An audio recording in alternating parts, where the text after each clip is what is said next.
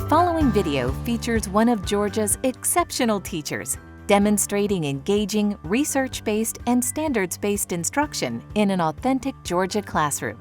This video series is intended to help instructional leaders identify lessons and strategies used in the classroom that help students master the standards.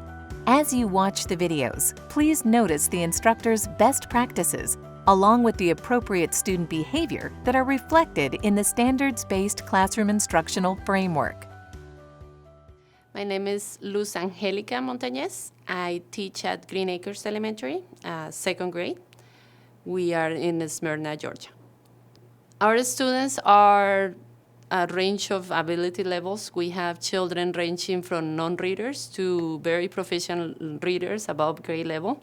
So this classroom is moved around differentiation strategies all around.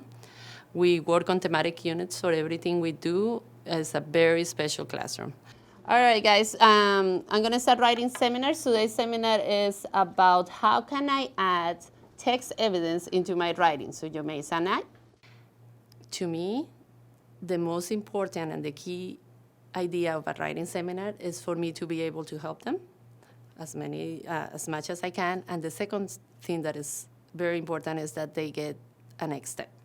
Without the next step, the child does not know what to do when he goes back to his seat to write on their own.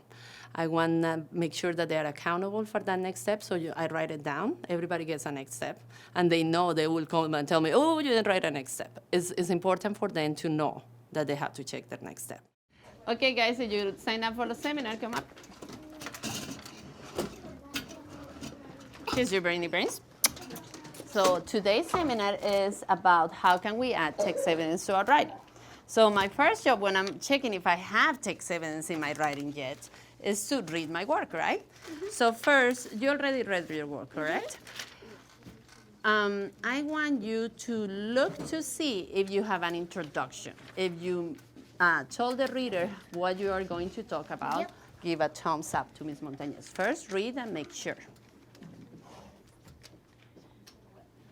All right, the second job is to see for text evidence, then we talk about adding a little history to our writing. Adding what you're talking about in your writing and the background information. So your topic is Green Acres. Did you add anything about Green Acres? How did it happen?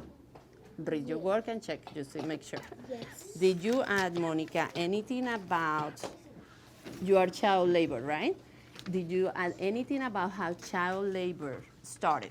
When did it started? How many children were working? Yep. Okay. Did you add anything? Yours is what, Mommy?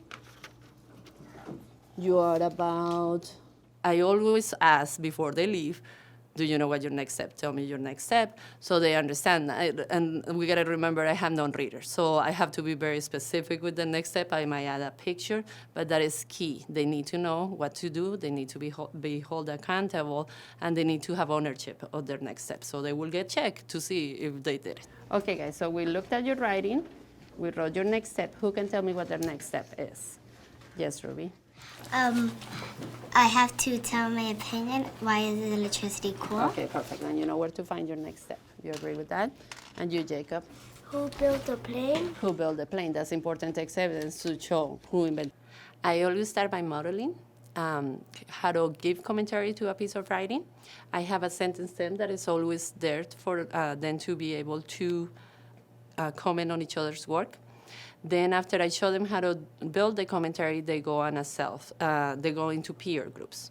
These peer partners, they are writing partners that of a like ability. And this is my thinking behind is that I don't want children that will be too proficient with a child that is a beginning writer, because that proficient writer will tend to do the work for them or give them too many next steps that they might not be able to follow. So I usually pair up people that are with liked abilities. And those children that need the extra help with assessing, I usually sit by them, read the rubric, and make sure that they understand what they have to do, and I stand by them to help them out. But at some point, they get comfortable enough where they can assess each other by themselves. Can you please get with your writing partner? Make sure you are shoulder to shoulder with your writing partner. Today, I'm going to grade Miss Daphne's work. She's not here today, so she let us share her work.